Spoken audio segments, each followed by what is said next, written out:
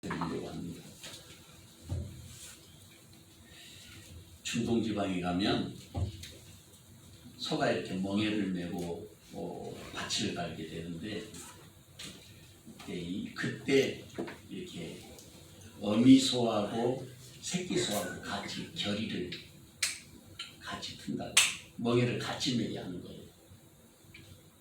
그런 어미는 등치가 크니까 모든 짐을 자기가 다 지고 그 일을 다 하는 거죠. 새끼소는 옆에서 같이 멍에를 지고 있지만 그냥 따라만 가는 거예요. 어미소가 앞에 가면 그 소 옆에서 따라만 가는 거죠. 왜 그렇게 하느냐면 어미가 하는 일을 이 새끼소가 배우게 하기 위해서 그렇게 일을 가르친다고 합니다. 그러니까 새끼소는 하나도 힘을 들이지 않고 일을 하는 거죠. 이 세상을 살면서 예수님께서 우리에게 그렇게 말씀하셨어요. 마태복음 11장 29절 30절 말씀에 보면 나는 마음이 온유하고 겸손하니 나의 멍에를 메고 내게 배우라. 그리하면 너희 마음이 쉼을 얻으리니 이는 내 멍에는 쉽고 내 짐은 가벼움이라. 예수님과 함께하면 우리의 짐이 가볍다는 거예요. 마치 예수님께서 우리에게 그렇게 우리를 초대하신 것은 어미소가 새끼소를 옆에 데리고 멍에를 같이 지고 가지만 모든 일은 어미소가 다 하는 거죠. 그리고 그 일을 배우게 하는 거죠. 예수님도 우리를 예수님의 일을 배우도록 날마다 우리를 초대하고 계십니다. 본문은 초대교회의 일곱 집사님들은 성령이 충만하고 또 믿음이 충만하고 또 지혜가 있는 그런 일곱 집사님들을 뽑았는데 그 중에서도 가장 장래가 촉망되고 미래의 제자들의 다음 세대를 이어갈 만한 지도자가 있었는데 그 사람이 바로 스데반이라고 하는 사람이었습니다. 그런데 안타깝게도 그 스데반이라고 하는 집사님이 설교하시고 그리고 사람들의 분노를 사서 순교를 당하는 그런 순교의 장면이 기록되어 있는 마지막 내용입니다. 사도행전 6장에서부터 시작해서 7장 전체의 내용이 바로 스데반 집사님의 설교의 내용이 기록되어 있습니다. 스데반 집사님의 그 순교하는 장면을 보면 정말 죽음도 두려워하지 않는 불굴의 신앙과 그 초월적인 믿음의 모습, 그리고 그 스데반 집사의 삶을 통해서 보여주시는 또 다른 주님의 그림자를 거기에서 우리는 발견할 수 있는 것입니다. 스데반 집사가 순교할 때 예수님이 하나님의 보좌 우편에 서서 스데반 집사의 순교를 바라보고 계셨다고 오늘 본문은 기록하고 있습니다. 주님은 지금도 올바른 믿음의 고백을 하는 우리의 삶의 현장에 찾아오셔서 우리를 살펴보시고 하나님의 보좌 우편에서 나를 바라보고 격려하시면서 그래, 그렇게 해야지. 아마 주님은 우리를 향해서 말씀하고 계시지 않을까 그런 생각을 갖게 됐습니다. 오늘도 말씀을 통해서 주님의 음성을 듣고 우리가 더 깊은 믿음의 자리로 초대받아서 하나님의 영광을 나타내고 주님이 정말 보좌의 우편에 벌떡 일어서셔서 우리를 격려하실 수 있는 그런 믿음의 역사가 오늘도 저와 여러분에게 함께 하시기를 주님의 이름으로 축원합니다.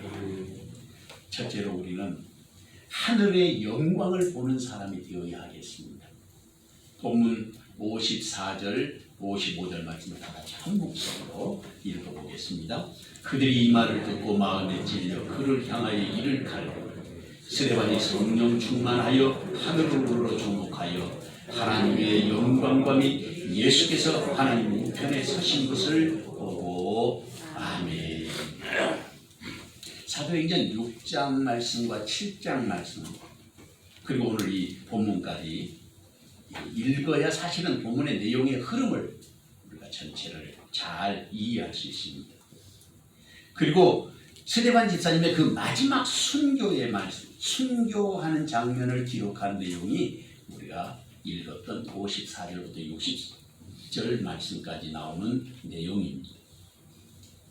스데반 집사님은 은혜가 충만하고 또 권능이 충만했습니다. 그래서 스데반 집사님이 가시는 곳마다 능력을 행하고 기사와 표적이 나타났다고 성경에 기록되어 있습니다.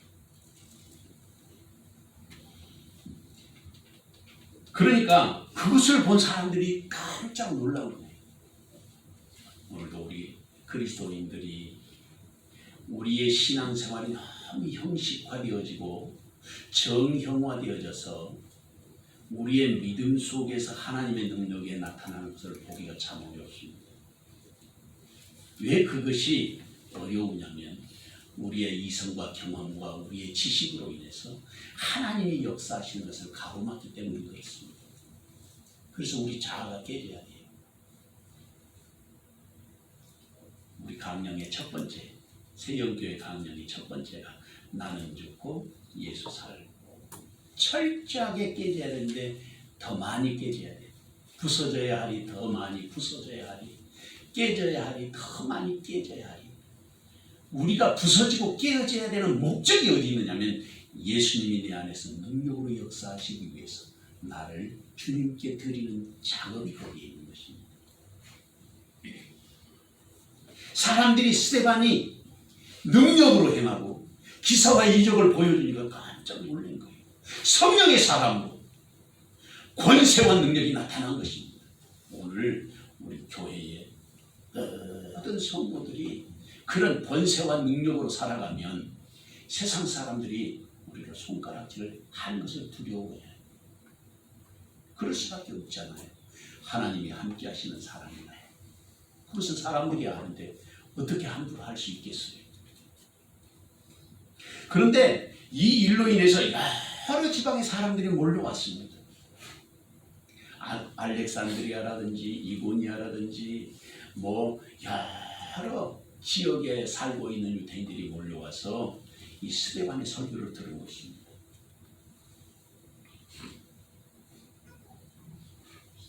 사람들이 스데반 집사하고 논쟁을 벌이기 시작했는데 이 스데반 집사님이 지혜가 충만하고 그리고 권능으로 하나님이 함께 하시니까 스데반의 말을 이길 수가 없었던 거예요. 그래서 오늘 본문의 내용 앞부분에 읽어보면 스데반 집사를 모함하기 위해서 사람들은 돈을 주고 샀어요. 사람들이 입을 모아가지고 모함을 하기 시작한 것입니다. 그래서 스데반 집사가 모세를 모함하고 그리고 아브라함과 이삭과 야곱을 모함하고 그 백성들이 본래 가르치던 그 말씀들을 어기는 거룩한 것을 모함하고 율법을 거스려 말하고 그리고 나사렛 예수가 이곳을 걸어서 사흘 만에 죽겠다고 말했다는 이야기를 또 하는 것입니다. 이게 순전히 거짓말이죠. 그런데 사람들은 스데반 집사님을 그렇게 모함하면서 살펴보니까 얼굴이 광채가 나더라는 거예요. 이 말씀을 통해서 제가 살펴보니까 여기에 중요한 영적인 모델이 한 분 나타나는데 그분이 스데반 집사님이에요. 그 모델의 모델라이징, 우리가 본받아야 될 것들이 있는데 그게 뭐냐면 첫째는 은혜와 권능이 충만한 사람이었다.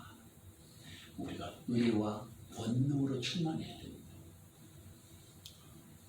마가복음 9장을 보면 기도와 금식 외에는 이런 역사가 날 수 없다고 했어요. 말씀이 없이는 하나님의 능력의 역사가 우리에게 나타날 수 없는 것입니다. 은혜와 권능이 충만한 믿음의 사람들이 되시기를 주의 이름으로 축원합니다. 둘째로는 지혜와 성령으로 충만했다고 했습니다. 성령이 역사하시도록 우리를 주님 앞에 드려야 되는데 사실은 이게 논리적으로 설명할 방법이 없어요. 성령으로 충만하려면 어떻게 해야 되느냐? 기도하고 나의 마음을 열어서 주님이 강력하게 역사하시도록 자신을 드려야 되는데 자신을 드리는 훈련이 회개하고 또 회개하고 부서지고 또 부서지고 낮아지고 또 낮아지는 그런 영적인 연습과 훈련이 있어야만 되는 거예요. 그것은 목사, 장로, 권사라고 되는 게 아니라 기도 많이 하는 사람에게 나타나는 하나님의 은총입니다. 그렇기 때문에 오늘도 우리가 지혜와 성령으로 말하는 사람이 되도록 자신의 삶을 주님께 드리는 은혜가 함께 하시기를 주의 이름으로 축원합니다. 세 번째로는 사람들이 보니까 스데반 집사님의 얼굴이 광채나다는 거죠. 요즘에 봄철이 돼가지고 꽃 피는 것을 이렇게 보니까 사람이 그리는 그림하고 그 나무에서 피는 그 꽃들을 보니까 꽃이 확실히 다르게 느껴져요. 생기가 느껴진단 말이죠. 오늘 우리 그리스도인들에게 있어서 예수님으로 또 성령으로 충만하면 우리의 삶이 빛이 나게 되어 있는 것입니다. 사람들이 보면 뭔가 다르다 알게 되어 있어요.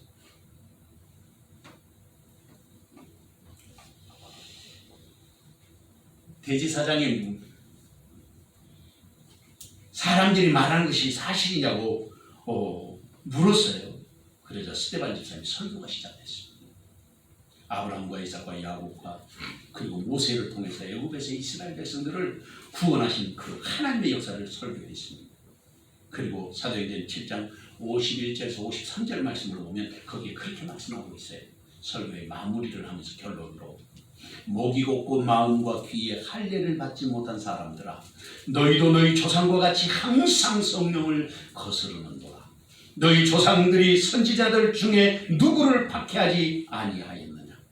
의인이 오시리라 예고한 자들을 그들이 죽였고 이제 너희는 그 의인을 잡아준 자요 살인한 자가 되나니 너희는 천사가 전한 율법을 받고도 지키지 아니하였도다. 이게 스데반 집사님이 외치는 설교문입니다. 오늘 본문은 바로 이 말씀을 이어서 나오는 내용이에요. 사람들이 듣고 마음이 찔렸습니다. 이 54절과 55절 말씀을 딱 읽어보면 이 말씀 속에 굉장한 긴장이 있는데 54절 말씀을 보면 사람들이 말씀을 듣고 마음이 찔렸다고 했어요. 그 마음이 찔렸을 때 나타나는 반응이 두 개인데 하나는 자기의 잘못을 깨닫고 회개하고 돌이키는 일이 있고 다른 하나는 그 말씀으로 인해서 반발하고 그리고 격분하는 일이 일어나는 것입니다. 근데 이 본문에 나와 있는 이 유대인들은 지금 스데반 집사님의 설교를 듣고 격분하게 된 거예요. 그 말씀을 듣고 깨닫고 회개한 것이 아니라 그 말씀에 격분하게 된 것입니다. 그래서 본문에 보면 이를 갈았다. 그런데 역설적으로 그 말씀을 지금 선포하고 있는 스데반 집사님은 얼굴이 환해진 거예요. 성령이 충만하여 하늘을 우러러 주목하여 보면서 하나님의 영광과 및 예수께서 하나님 우편에 서신 것을 보았다. 그렇게 말합니다. 저는 오늘도 우리 성도들의 눈이 열려지기를 주의 이름으로 축원합니다. 하늘 보좌 우편에 서신 주님을 여러분들도 만날 수 있도록 몸부림치면서 기도하시기를 주의 이름으로 축원합니다. 주님 반드시 나를 만나고자 하는 자에게는 내가 만나주리라고 약속하셨습니다.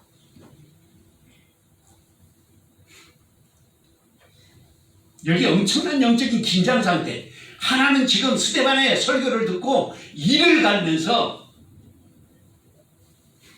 아주 흉악하게 변하고 있고 한 사람은 하늘 문이 열려서 하늘 보좌 우편에 서신 예수님을 보는 이 엄청난 영광의 초대된 자리에 지금 서 있는 것입니다.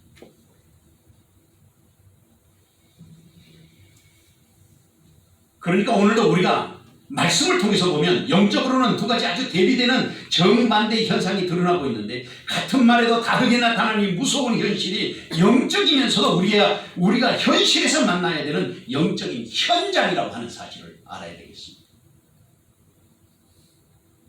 아마도 보이지 않지만 일을 가는 사람들 곁에는 사탄이 서서 계속해서 충동을 했을 거예요. 그것은 성경의 흐름 속에 나와 있으니까.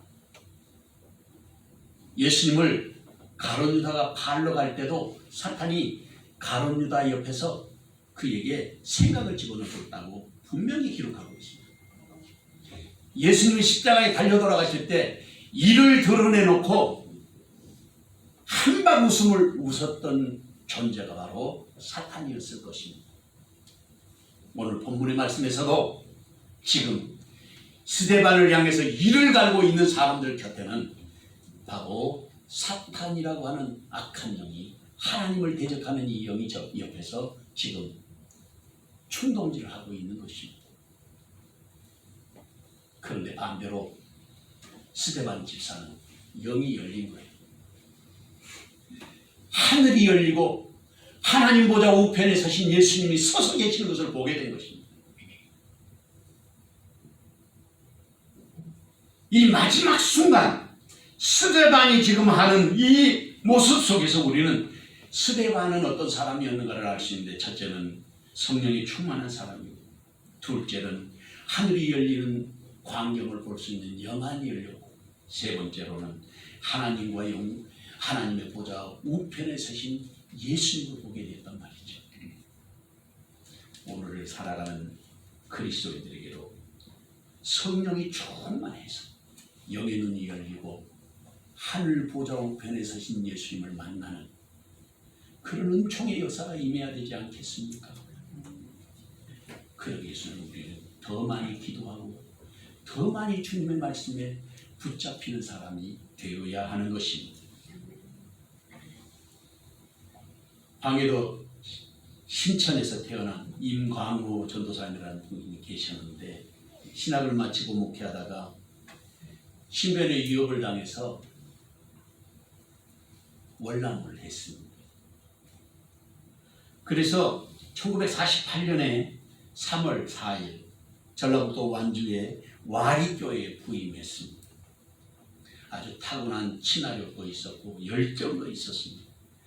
그래서 이 와리교회의 성도들이 서너 명밖에 안 모였었는데, 이 전도사님이 오시고 난 다음에 200명으로 성장이 됐습니다. 그것을 시샘을 했던 당시에 좌익 세력들이 있었습니다. 이 좌익 세력들은요, 제가 어렸을 때도 있었어요. 그 이전에도 있었고, 해방 이전에도 있었고, 6.25 사변이 일어나고 난 다음에 얼마 되지 않았어도 50년대, 60년대도 있었던 것 같아요. 저희 부모님들, 할아버지 세대를 이렇게 지내면서 들은 이야기들로 봤을 때, 그러니까 이 와리 교회 주변에 있었던 사람들 가운데 좌익 세력들이 이 임 전도사님을 모함하기 시작했습니다. 목회를 방해했습니다. 결국에는 목회를 할 수가 없어서 와리 교회를 사임했습니다.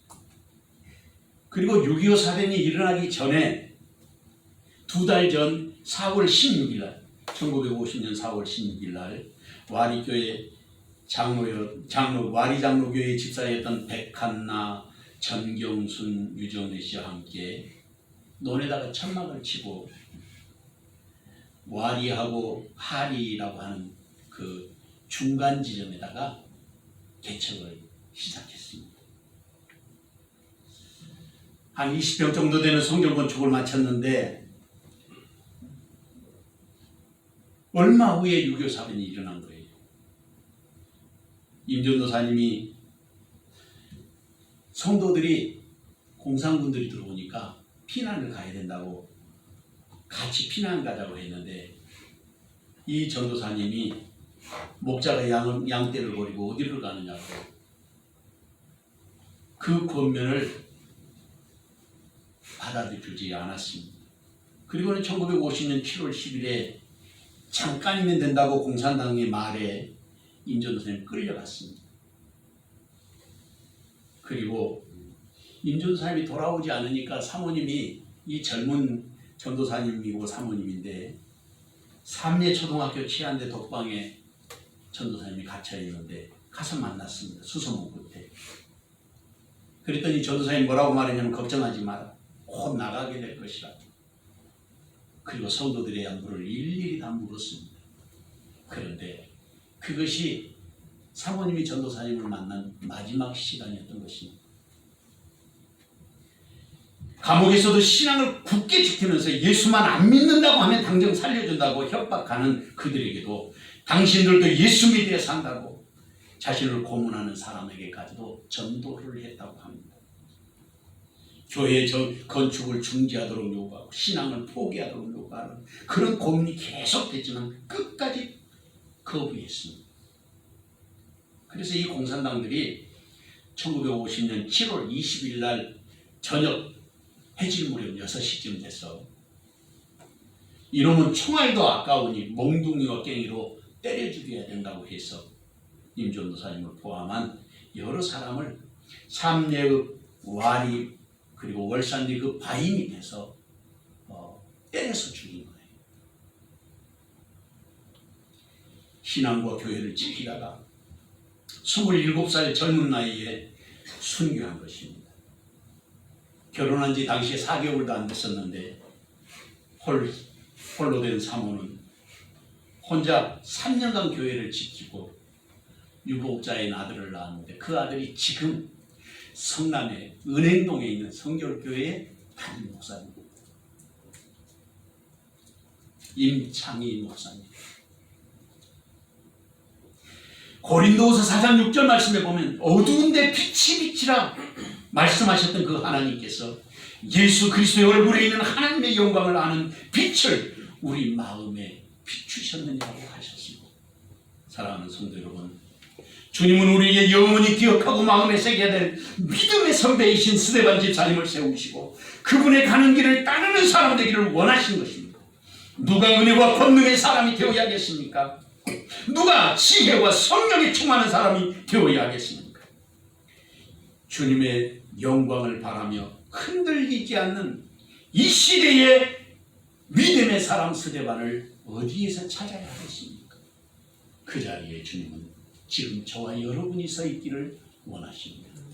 이 귀한 정의 시간 저와 여러분에게 함께 하시기를 주님의 이름으로 축원합니다. 둘째로 우리는 귀를 열어서 하나님의 음성을 듣는 사람이 되어야 하겠습니다. 본문 56절에서 58절의 말씀을 다 같이 한 목소리로 읽어보겠습니다. 말하되 보라 하늘이 열리고 인자가 하나님 우편에 서신 것을 보노라 한데 그들이 큰 소리를 지르며 귀를 막고 일제히 그에게 달려들어 성 밖으로 내치고 돌로 칠세 증인들이 옷을 벗어 사울이라는 청년의 발 앞에 두니라. 아멘. 스데반 집사님 큰 소리로 외치기 시작했습니다. 그게 무슨 소리냐면 보라 하늘이 열리고 인자가 하나님 우편에 서신 것을 보노라. 제가 이 말씀을 읽으면서 가만히 상황을 살펴보고 묵상해 봤는데 지금 안 믿는 이 사람들은 멀쩡한 하늘, 천천 하늘에 하늘이 열렸다는 거예요. 자기들은 보이지 않는데 스데반만 보고 있는 것입니다. 그러니까 이 사람들은 어떤 생각을 했겠습니까? 아, 사람이 실성하면 저렇게 되는구나. 그렇게 생각한 것이죠.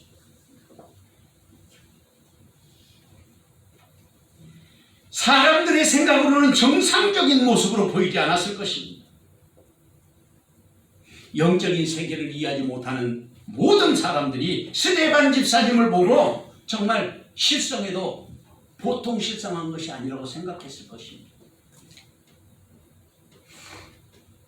육신의 눈으로 보면 정말 어이없는 일이 벌어진 것입니다. 아무것도 보이지 않는 허공을 향해서 스데반 집사가 하늘이 열리고 인자가 보좌 옆에 일어서 계신다는 거예요. 이 말을 들은 사람들의 반응이 어떻게 나타났습니까? 첫째는 크게 소리를 질렀다 그랬어요. 이걸 원어 성경을 보니까요, 크라산테스 데 보네 메갈레라는 이게 헬라말로 크게라는 말인데, 이 크라산테스라는 말은 계속해서 사람들이 소리를 지른 거예요. 한 번만 소리를 지른 것이 아니라 계속해서 스데반에게 소리 지르면서 고함을 질러댄 것입니다. 이건 뭘 말하냐면 지금 이 사람들이 스데반의 설교를 듣고 격분했다 그런 뜻이에요. 둘째로는 귀를 막았다고 했어요. 귀를 막았다.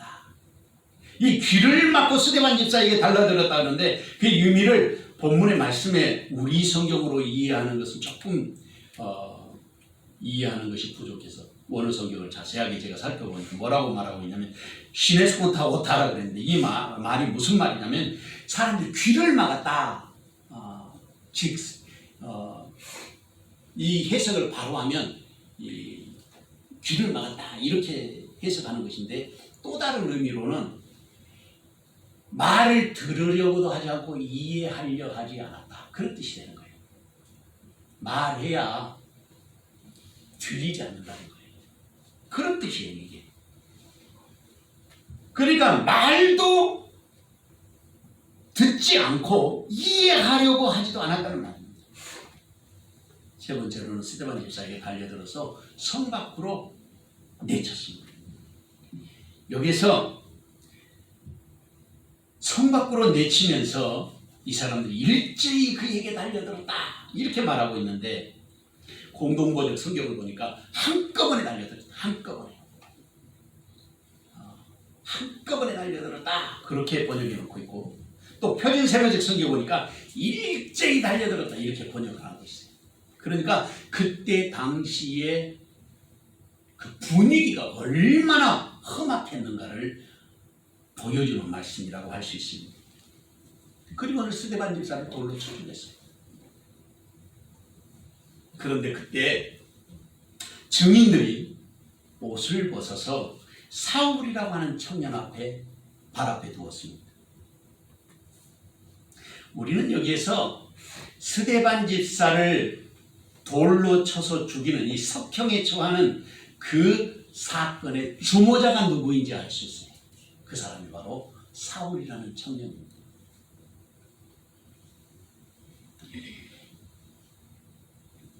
초대교회 7 집사님이 계셨는데 성령이 충만하고 믿음이 충만한 사람들이었습니다.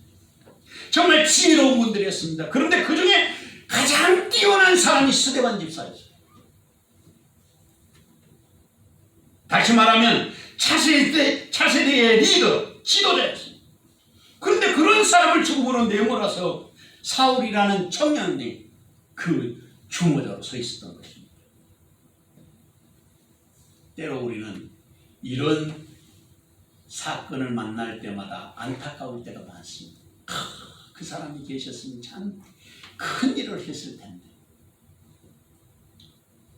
그런데 하나님의 계획은 또 다른 곳에서 준비되고 있었던 것입니다.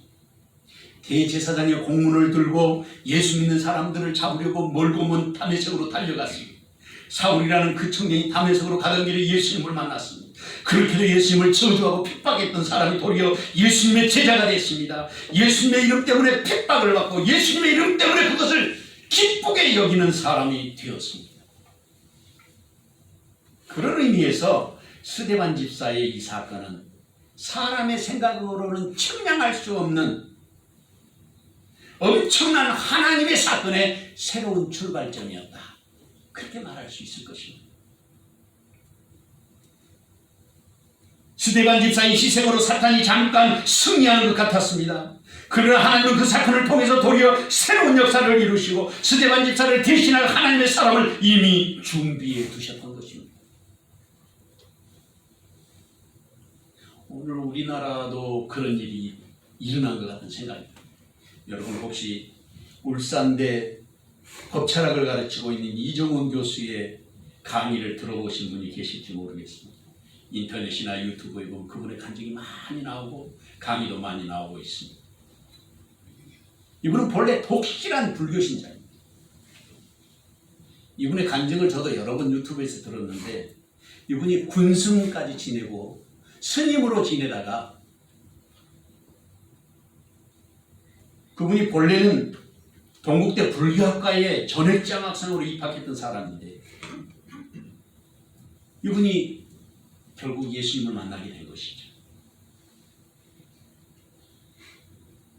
그러니까 한마디로 이종훈 교수는 불교에 목숨을 건 사람이었습니다. 대학 2학년 때 대학을 마치지 않고 아예 머리를 깎고 출가를 해버렸습니다. 그리고 오랜 세월 동안 절간에서 스님 생활을 하고 군대에서는 군승을 하고 그리고는 이분이 서울대 법대 대학원에 입학해서 법학박사 학위를 받았습니다. 그리고 이분이 인권운동에 눈을 뜨게 됐습니다. 인권운동에 눈을 뜨면서 보니까 세상에서 가장 경계해야 될 원수가 교회였습니다. 정의를 실천하고 인권을 올바로 세우기 위해서는 가장 방해되는 존재가 있었는데 기독교였습니다. 그래서 이 땅에서 기독교를 사라지게 해야 되겠다고 확신했습니다. 그래서 만든 것이 종교자유정책연구원이었습니다. 이것을 줄여서 종자연이라고 하는 것입니다. 그리고 그때 종자연이 생기고 난 다음에 얼마 되지 않아서 큰 일이 일어났는데 그게 뭐냐면 우리나라 전체를 뒤흔드는 사건 중에 하나인데 그게 대광고등학교에 그 성경 공부하고 그리고 예배를 드리는데 종교의 자유를 주장하면서 학교에 예배를 거부하고 성경 시간을 거부한 학생이 있었어요. 그 학생의 이름이 강의석입니다. 그런데 놀라운 사실은 이 아이가 모태신앙이었어요. 모태신앙.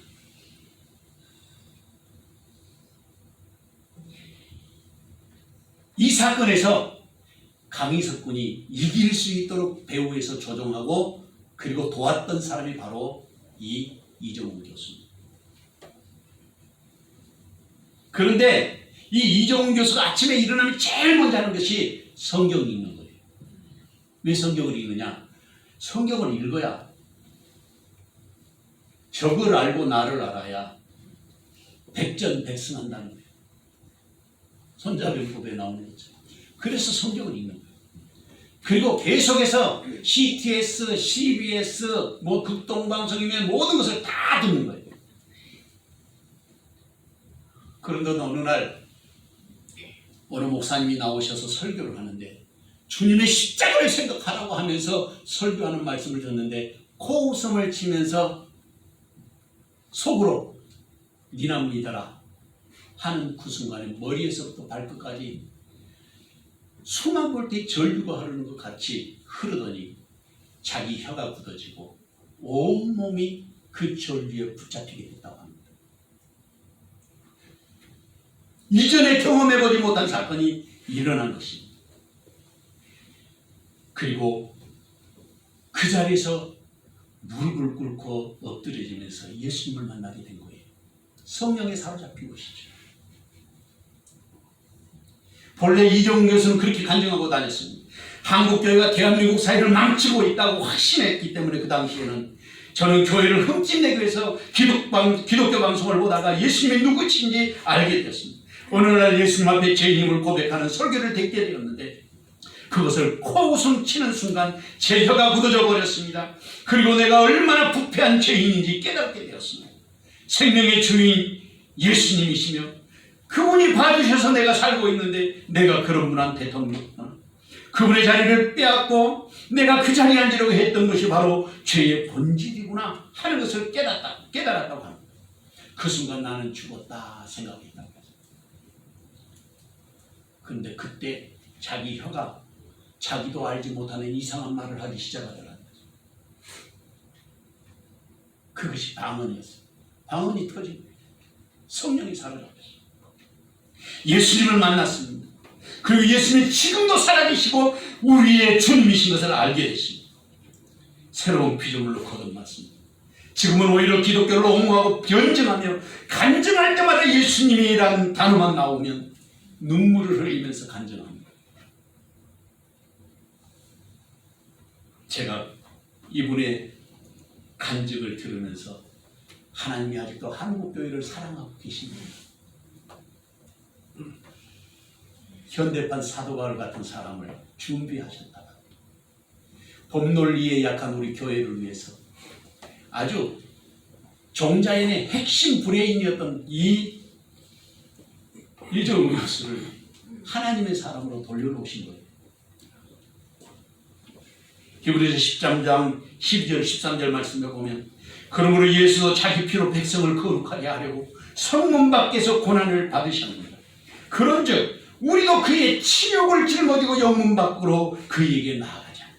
사랑하는 성도 여러분, 오늘도 우리는 스데반 집사님처럼 외치는 주의 종들의 소리를 듣습니다. 그때 사람들처럼 귀를 막지 마시고 하늘의 음성을 들을 수 있어야 하지 않겠습니까? 누가 하늘 보좌 우편에 서신 예수님의 모습을 보는 사람이 되어야 하겠습니까? 누가 지금도 살아계셔서 우리와 함께 하시는 주님 앞에 서야 할 사람입니까? 그 자리에 주님은 지금 저와 여러분을 부르고 계시는 것입니다. 이 귀한 정리 시간 저와 여러분에게 함께 하시기를 주님의 이름으로 축원합니다. 마지막으로 우리는 용서를 구하는 사람이 되어야겠습니다. 본문 59절에 60절 말씀을 다 같이 한 목소리로 읽어보겠습니다. 그들이 돌로 스데반을 치니 스데반이 부르짖어 이르되 주 예수여 내 영혼을 받으시옵소서 하고 무릎을 꿇고 크게 불러 이르되 주여 이 죄를 그들에게 돌리지 마옵소서 이 말을 하고 자니라. 아멘.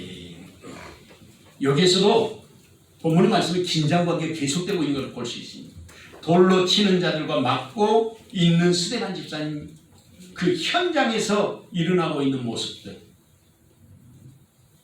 다시 말씀을 살펴보면 그들이 돌로 스데반을 치니 스데반이 일을 가는 것이 아니라 부르짖어 이르되 주 예수여 내 영혼을 받으시옵소서. 돌에 맞아 죽어가면서 스데반 집사님은 자기의 죽음을 이미 알고 계셨던 것입니다. 그리고 그렇게 부르짖었습니다. 주 예수여 내 영혼을 받으시옵소서. 이것은 스데반 집사님의 신앙 고백입니다. 좀 더 깊이 말씀을 살펴보면 첫째는 예수님이 자기의 주님이심을 고백하고 있습니다. 둘째는 영혼이 존재하는 것을 분명하게 알았습니다. 셋째는 자신의 영혼을 받아주시라고 주님께 위탁하는 기도를 드리고 있습니다. 자기를 돌로 쳐 죽이는, 맞아 죽어가는 그 현장에서 외치는 위대한 신앙인의 모습, 그것이 스데반 집사님의 모습입니다. 우리가 맞이할 수 있는 최대의 위기에 있어서 죽음보다 더한 위기는 없을 것입니다.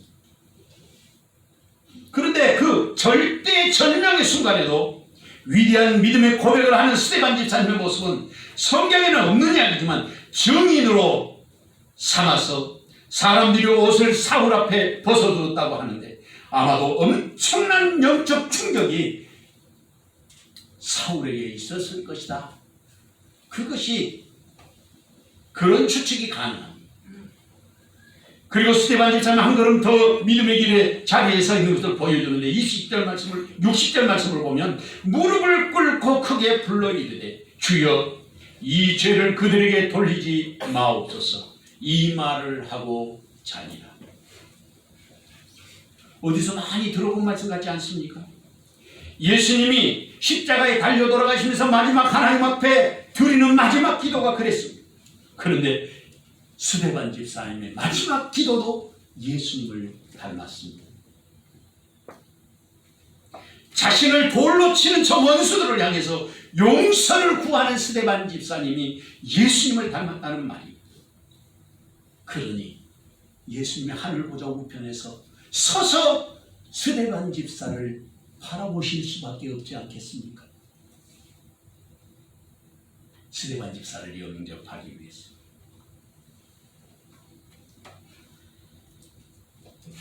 그 순간 사탄은 기쁨의 미소를 지었을 수 있습니다. 그러나 빠른 준비를 하고 계셨던 것입니다. 형하고 동생이 싸웠어요. 그걸 보고 엄마가 그렇게 말했어. 야, 먼저 용서한 사람이 형이다. 그러니까 한 살이라도 더 먹은 형이 가만히 생각하면 자기가 형이잖아요. 그래서 형이 동생한테 미안해 손을 먼저 내밀었어. 그 말 안 하면 동생이 형 될 것 같으니까. 우리 어른들이 우리를 그렇게 가르치셨습니다. 용서할 때 먼저 용서하는 사람이 형이라고 엄마가 말하는 그 말 때문에 형이 먼저 용서할 수밖에 없는 그런 가르침. 참 지혜로웠던 것 같습니다. 말씀을 준비하면서 그런 생각이 들었습니다. 히브리서 10장 23절 말씀을 보면 거기에 하늘에 기록된 장자들의 모임과 교회와 만민의 심판자이신 하나님과 온전하게 된 의인들의 영광, 그런 말씀이 있습니다. 하늘의 장자의 모임. 그곳에 참여할 수 있는 사람들이 누구냐면 바로 저와 여러분입니다. 세상과 우리를 하나님의 나라에서 바라볼 때는 바로 형 노릇을 해야 될 사람들이 누구냐면 예수 그리스도 안에 있는 저와 여러분이라고 그렇게 이해할 수 있는 것입니다. 로마서 10장 12절에서 14절 말씀에 보면 유대인이나 헬라인이나 차별이 없습니다. 한 분이신 주께서 모든 사람의 주가 되사 그를 부르는 모든 사람에게 부여하시도다. 누구든지 주의 이름을 부르는 자는 구원을 받으리라. 그런즉 그들이 믿지 않은 이를 어찌 부르리요 듣지 못한 이를 어찌 믿으리요 전파하는 자가 없이 어찌 들으리요. 사랑하는 성도 여러분, 우리에게 주님은 지금도 위대한 신앙인의 길에 서서 주님의 영광을 드러내는 사람 되기를 원하십니다. 내가 이 시대의 스데반 될 수는 없지만 스데반처럼 주님 닮기 위해서 헌신하고 노력하는 믿음의 길을 가야 할 사람인 것은 틀림없는 사실이 아니겠습니까? 누가 이웃을 사랑하고 용서하며 주님처럼 살아야 하겠습니까? 누가 시대와 역사를 가슴에 품고 못하고 방황하는 영혼들을 사랑하여 가슴으로 품어내는 사람이 되어야 하겠습니까? 그 자리에 주님은 지금 이 귀한 정의 시간 저와 여러분에게 함께 하시기를 주님의 이름으로 축원합니다. 사랑하는 아버지의 사랑과 은혜 가운데 오늘도 우리를 불러주신 것을 감사합니다. 위로를 기억하게 하여 주셔서 오늘도 인내로 겸손으로 하여 하나님 보좌 우편에 서서 우리를 격려하시는 주님을 보게 하옵소서. 아멘. 찬송가 516장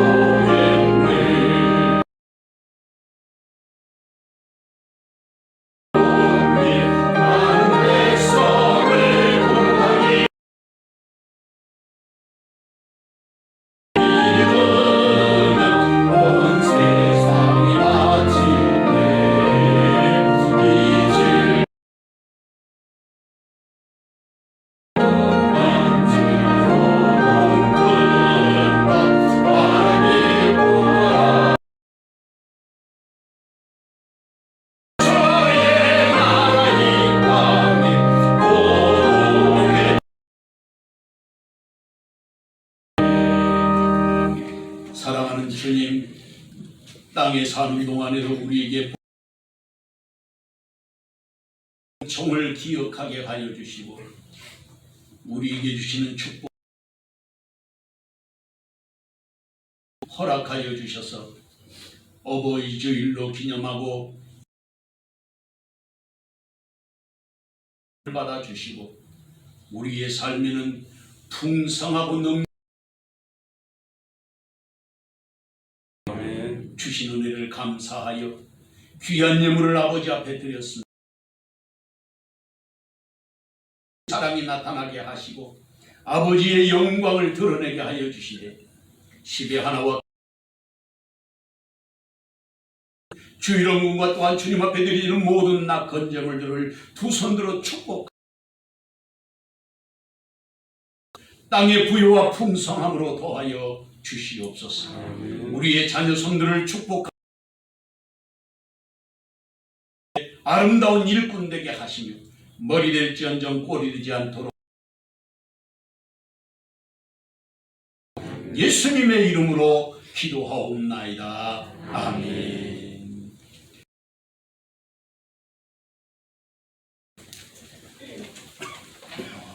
총회에서 지난 금요일 날 이제 노예에서 공문이 올 것입니다만은 5월 31일을 이렇게 지정을 해서 5월 31일 날 이제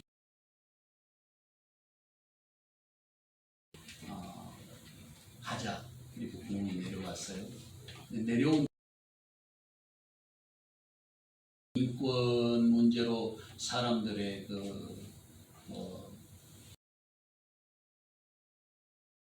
이런 밝힐 수 없는 이유가 있습니다.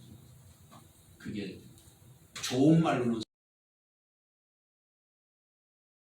전부 다 그 개입반이다, 개입반. 그 난리가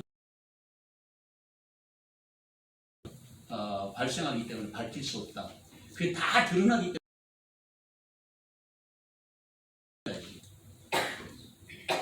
어쨌든 우리가 좀 더 조심하고 또 자주 씻는 것이 제일 중요합니다. 그리고 31일 날에 우리 교회 창립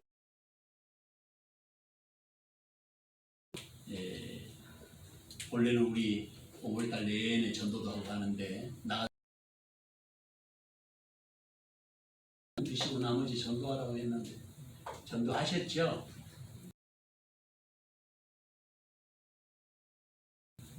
오늘 또 나눠드리겠습니다. 이거 갖고 가가지고 옆집 사람들하고 이렇게 끝나는 주일날 나오실 수 있도록 교회에 전도할 수 있도록 이렇게 하면 참 좋겠다 생각이 듭니다. 또 창립 기념주일에 우리 혁동 안수 집사님, 권사님, 박혜순 권사님, 박혜순 권사님은 안수를 안 받으셨기 때문에 안수하는 크게 노예 안 하려고 작게 하려고 합니다. 그런 사항들은 여러분들 주보를 참조해 주시고 그리고 지난주에도 성경 공부 이과 성경 공부 지난주 또 공부하셨죠? 일주일 읽어보시고 앞뒤 내용을 잘 숙지해 할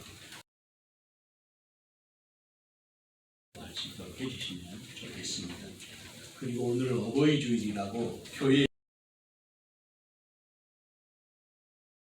그러지 말고 이게 드실 수 있는 거 나이가 드시면 입이 씁쓸하니까 쓴 입에 이렇게 까드시면 좋은 선물을 준비했습니다.